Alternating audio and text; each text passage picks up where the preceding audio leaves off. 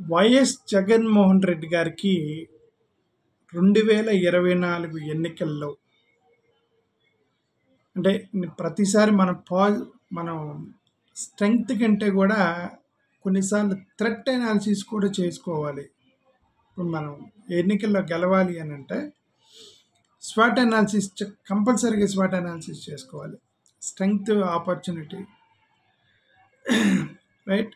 Strength, weakness, opportunity and threat అని ఒక 4 ఉంటాయి. దీంట్లో మన థ్రెట్ అనేది కూడా ఒకసారి చూసుకోవాలి. జనరల్గా వైఎస్ జగన్మోహన్ రెడ్డి గారికి నా ఉద్దేశం ప్రకారం నేను ఊహిస్తున్న థ్రెట్ ఏమై ఉండొచ్చు? జగన్మోహన్ రెడ్డి గారికి ఒకవేళ ఓట్లలో 1-2% ఏమన్నా షిఫ్ట్ అయితే ఎక్కడ ఏంటి థ్రెట్ ఏంటి అనేది అదొక్కటి నేను బాగా ఆలోచిస్తే నాకు అర్థమైంది ఏంటంటే 2019లో జగన్మోహన్ రెడ్డి గారికి 49.9%, ఆల్మోస్ట్ 50% ఓట్ షేర్ వచ్చింది. టీడీపీకి వచ్చింది 40% వచ్చింది, 10% డిఫరెన్స్ ఉంది. సరే, ఇప్పుడు వాళ్ళు బీజేపీతో కలుపుకుంటే ఒక 1% అనుకోండి, జనసేన కలుపుకున్నారు ఒక 6%, ఆ రెండు కలుపుకున్నా సరే వాళ్ళకి వచ్చేది 46-47%. జగన్ గారికి ఇంకా 50% షేర్ ఉందన్నమాట. సరే, ఇంక మిగతా 10% ఓటింగ్కి రాని వాళ్ళు, అక్కడక్కడ వచ్చిన పార్టీలు, వాళ్ళు చిన్న పార్టీలు, ఓకే, ఆ మిగతా 10% తీసేయండి, ఇండిపెండెంట్లో ఏమైనా తీస్తే. సో ఆ కాన్ఫిడెన్స్, ఆ 2019 దాన్ని బేస్ చేసుకుంటే మాత్రం జగన్మోహన్ రెడ్డి గారికి 50% షేర్ ఉంటే వాళ్ళ ముగ్గురికి కలిపి కూడా ఉంది 46% ఉంది. అంటే ఇంకా ఒక 5% తేడా ఉంది. ఈ 5% తేడా ఓటుల్ని జగన్మోహన్ రెడ్డి గారి దగ్గర నుంచి విడిపించడానికి చంద్రబాబు నాయుడు గారు చేయనటువంటి ప్రయత్నాలు లేవు. చంద్రబాబు నాయుడు గారు ఆయన తెచ్చుకోవటం కంటే కూడా జగన్మోహన్ రెడ్డి గారు ఓట్లను చీల్చడానికే ఎక్కువగా ప్లాన్ చేస్తున్నారు చంద్రబాబు నాయుడు గారు. సరే, జగన్మోహన్ రెడ్డి గారికి వచ్చినటువంటి ఈ 50% ఓట్ షేర్ ఎక్కడి నుంచి వచ్చింది అనేది ఒకసారి, అంటే ఇది అప్రాక్సిమేట్ ఫిగర్స్, నా ఊహించుకునే చెప్తాను. అప్రాక్సిమేట్ ఫిగర్స్ నా ఊహ ప్రకారం చెప్తాను. ఎక్కడి నుంచి వచ్చి ఉండొచ్చు అని అంటే, ఇప్పుడు జగన్మోహన్ రెడ్డి గారికి ఇప్పుడు రెడ్డీస్ ఎలాగో ఆల్మోస్ట్ మ్యాక్సిమం రెడ్డీస్ జగన్మోహన్ రెడ్డి గారికి ఓటేస్తారు. ఒక 5% ఓట్లు పడ్డాయి రెడ్డీస్ కమ్యూనిటీ నుంచి. మిగతా ఓసీల కమ్యూనిటీ నుంచి ఒక 5% ఓట్లు పడ్డాయి అనుకుందాం. అంటే ఇంక మిగతా కమ్మోళ్ళు, బ్రాహ్మిన్స్ మొత్తం ఉంటారు. జగన్మోహన్ రెడ్డి గారికి లాస్ట్ 2019 వేసిన ఒక 5%.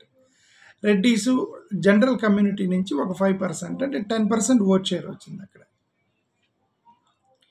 ఒక 5% ముస్లిమ్స్ ఓటేశారు, సో 15% ఓట్ షేర్ వచ్చింది, రైట్? బీసీలు ఒక 10% వేసి ఉంటారు.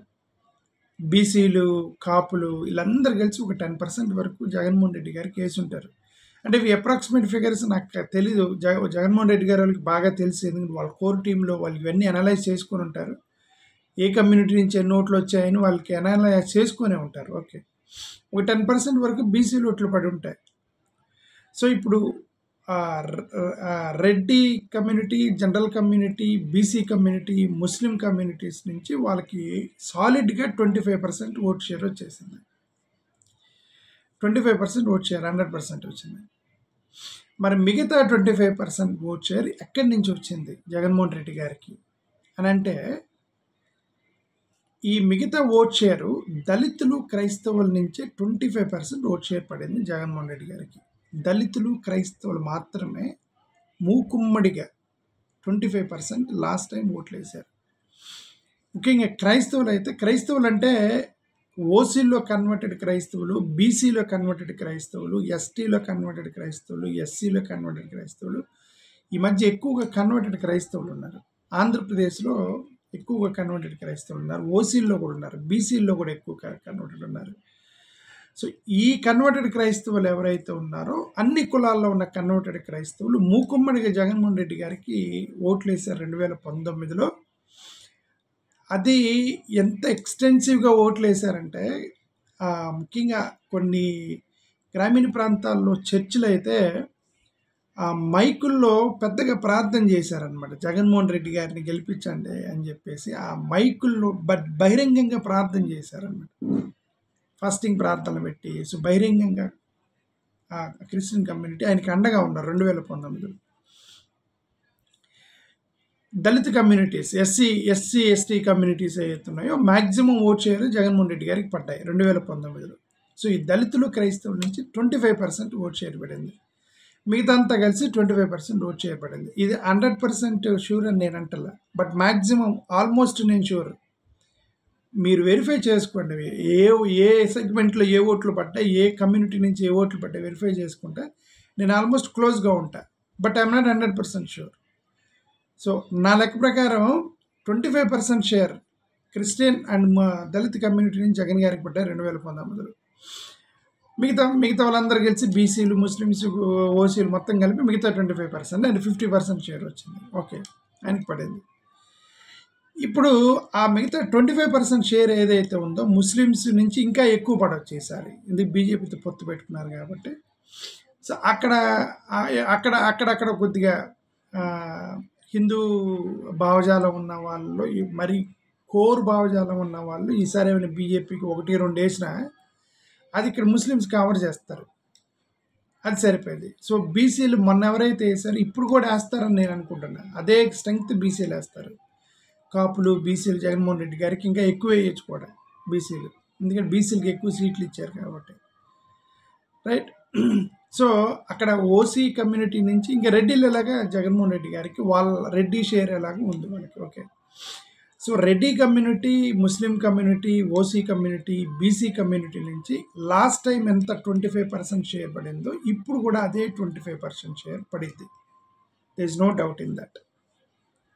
బట్ థ్రెట్ ఎక్కడంటే, థ్రెట్ జగన్మోహన్ రెడ్డి గారికి ఉన్న థ్రెట్ ఏంటంటే 2024 ఎలక్షన్లో జాగ్రత్త పడతారని నా అభిప్రాయం చెప్తున్నాను అంతే.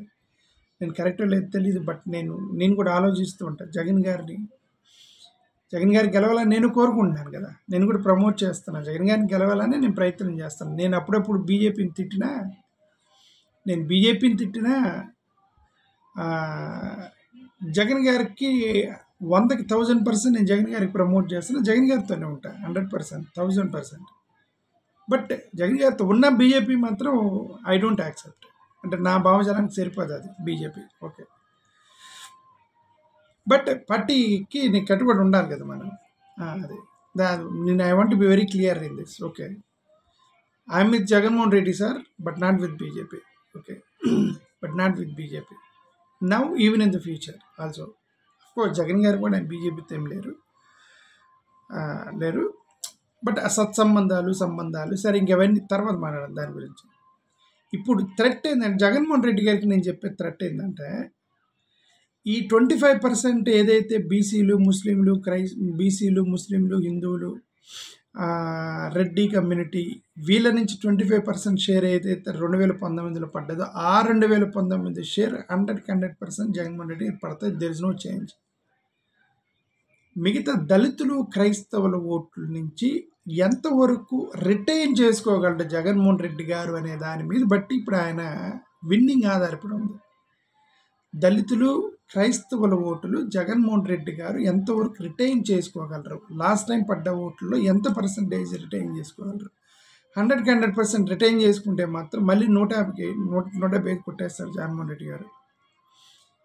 ఎందుకు దీన్నే నేను రిటైన్ చేసుకోవచ్చు అని అన్నారంటే, చంద్రబాబు నాయుడు గారి ప్రణాళికలు మొత్తం కూడా ఈ ఓట్ షేర్ చేల్చడానికే ప్లాన్లు వేశారు. మనం ఆల్రెడీ చెప్పాము. ఓకే, 50% జగన్ గారికి వస్తే, 40% టీడీపీకి వస్తే, 6% జనసేనకు వస్తే, 1% బీజేపీకి వస్తే, ఇప్పుడు వాళ్ళు 3 కలిసాయి కాబట్టి 46% వరకు వచ్చారు వాళ్ళు. జగన్ గారు 50 అంటే డిఫరెన్స్ 4% ఉంది. ఈ 4%ని చంద్రబాబు నాయుడు కూటమి పెంచుకునే ఛాన్స్ లేదు. వాళ్ళ ఓట్లు వాళ్ళకి పట్టితే 46% వస్తాయి. ఇప్పుడు జగన్ గారిని ఓడగొట్టాలంటే వాళ్ళకున్న ఆప్షన్ ఏంటంటే 50% నుంచి డౌన్ చేయాలి, ఓట్లు చేయించాలి.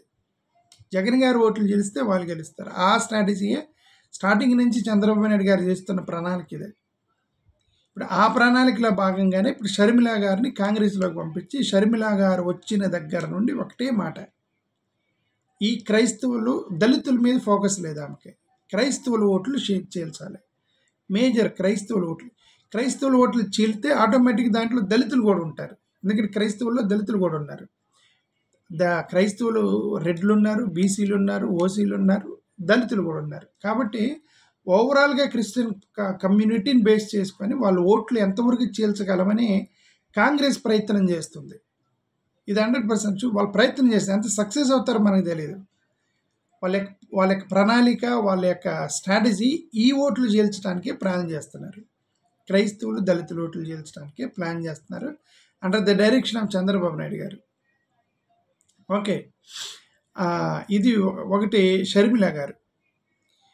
2 ఐఏఎస్ ఆఫీసర్ విజయ్ కుమార్ గారు అని ప్లానింగ్ కమిషన్ పనిచేశారు. విజయ్ కుమార్ గారు ఆయన సీరియస్గా 175 నియోజకవర్గాల్లో క్యాండిడేట్లను పెట్టడానికి ప్రయత్నం చేస్తున్నారు. ఆయనకు కూడా అన్ని నియోజకవర్గాల్లో కొద్దిగా ఎంత పర్సంటేజ్ అనేది నాకు తెలియదు, అక్కడక్కడ ఆయన ఫాలోవర్స్ అన్ని 175 నియోజకవర్గాల్లో క్యాండిడేట్లు పెట్టడానికి ట్రై చేస్తున్నాడు విజయ్ కుమార్, ఐఏఎస్ విజయ్ కుమార్. మూడోది జడా శ్రవణ్ కుమార్ కూడా. వీళ్ళ పేర్లు ఎందుకే చెప్తున్నానంటే వీళ్ళందరూ టార్గెట్ ఒకటే కమ్యూనిటీ. ఇప్పుడు నేను ఎవరెవరి పేర్లు చెప్తున్నానో వీళ్ళందరి టార్గెట్ కూడా Christians and Dalit community target పెట్టుకొనే వీళ్ళు పనిచేస్తున్నారు. వీళ్ళు ఈ 175 నియోజకవర్గాల్లో క్యాండిడేట్లు నిలపడానికి ట్రై చేస్తున్నారు. ఇప్పుడు వీళ్ళు చీల్చే ప్రతి ఓటు జగన్మోహన్ రెడ్డి గారితో చీలుస్తారు వీళ్ళు. ఓకే, దాని గురించి అని నేను వెళ్ళి లిస్ట్ చెప్తున్నా. అది థ్రెట్ అని ఎందుకన్నా, జగన్ గారికి థ్రెట్ ఉంది. ఈ థ్రెట్ని ఎంతవరకు ఓవర్కమ్ చేయగలరు అనే దాన్ని బట్టి మనం చూడాలి అని చెప్తున్నాను అనేది. సో ఒకటి, షర్మిల గారు ఎంత చీలుస్తారనేది తెలీదు ఈ క్రిస్టియన్ ఓట్ల నుంచి. 2, ఐఏఎస్ విజయ్ కుమార్ గారు సీరియస్గా ట్రై చేస్తున్నారు. ఆయన నోట్లు చీలుస్తాడో తెలియదు. 3, జడా శ్రవణ్ కుమార్ ఇదే community Christian and Dalit community నుంచి ఓట్లు చీల్చడానికి జడా శ్రవణ్ కుమార్ ట్రై చేస్తున్నారు. రైట్. ఇక ఒక రంజిత్ ఓఫీర్ గారు అని ఒక పార్టీ పెట్టాడు.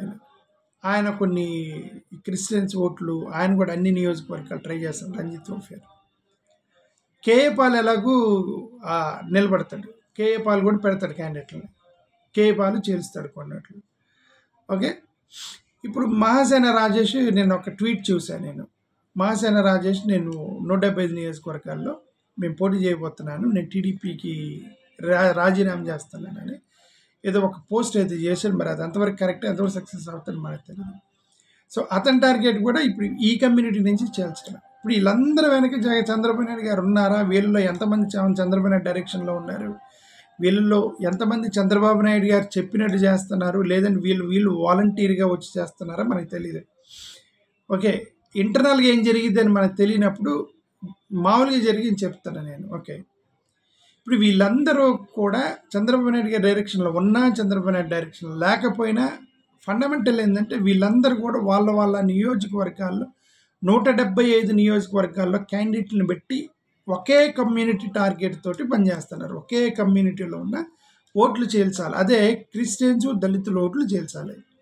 సింగిల్ టార్గెట్ క్రిస్టియన్స్ అండ్ దళితుల ఓట్లే చేల్చాలి.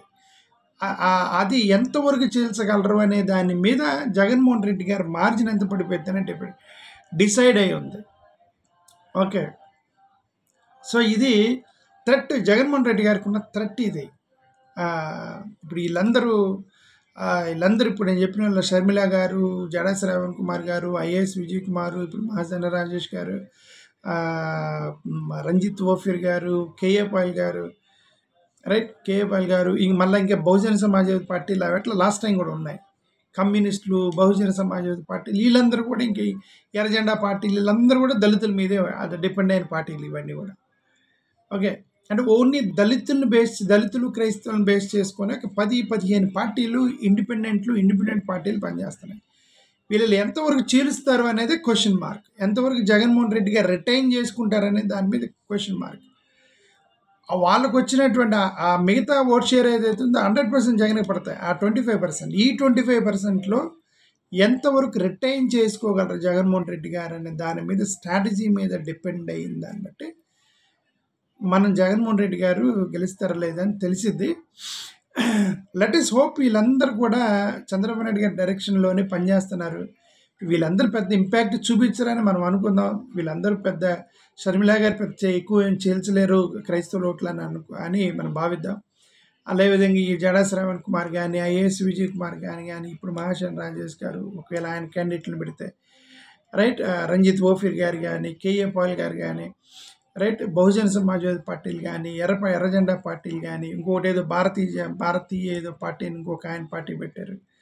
రైట్ ఈ దళితులు బేస్ చేసుకొని చిన్న చిన్న పార్టీల్లో ఇవన్నీ కూడా ఎంత ఓటు షేర్ని డైవర్ట్ చేయగలరు అనే దాన్ని మనకు తెలీదు. Let us hope there will be no impact. వీళ్ళ ఇంపాక్ట్ జగన్ గారి మీద ఉండదని మనం భావిద్దాం. జగన్మోహన్ రెడ్డి గారు గెలుస్తారని మనం కోరుకుందాం. మనం చేయగలిగిందా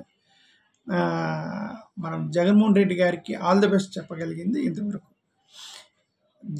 జగన్ గారు ఒకవేళ నా వీడియో చూస్తే ప్లీజ్ ఈ యొక్క థ్రెట్ అనే దాన్ని ఒకటైతే ఉంది, దీని మీద ఫోకస్ చేయండి. Retaining Christians and Dalit votes చాలా ఇంపార్టెంట్ మీకు. రిటైనింగ్ గురించే మాట్లాడుతున్నాను నేను. యాడ్ అయ్యటానికి ఏమి ఎక్కువ యాడ్ ఉండవు. జగన్ గారికి కొత్తగా వచ్చి యాడ్ అయ్యేది ఏం లేదు. ఇంతవరకు ఎందుకు రిటైనింగ్ అనే పదం వాడుతున్నానంటే కొత్తగా యాడ్ అయ్యేది లేదు. మ్యాక్సిమం ఓట్లు పడిపోయినాయి 2019లో ఈ రెండు కమ్యూనిటీ నుంచి. ఇక కొత్తగా వచ్చి యాడ్ అయ్యేది ఏం లేదు. వాళ్ళని రిటైన్ చేసుకోవటమే it is a challenge for Jaganmohan Reddy sir. Please follow that retaining strategy అని నాకు సలహా ఇస్తున్నా. థ్యాంక్ యూ జగన్ అన్న, థ్యాంక్ యూ.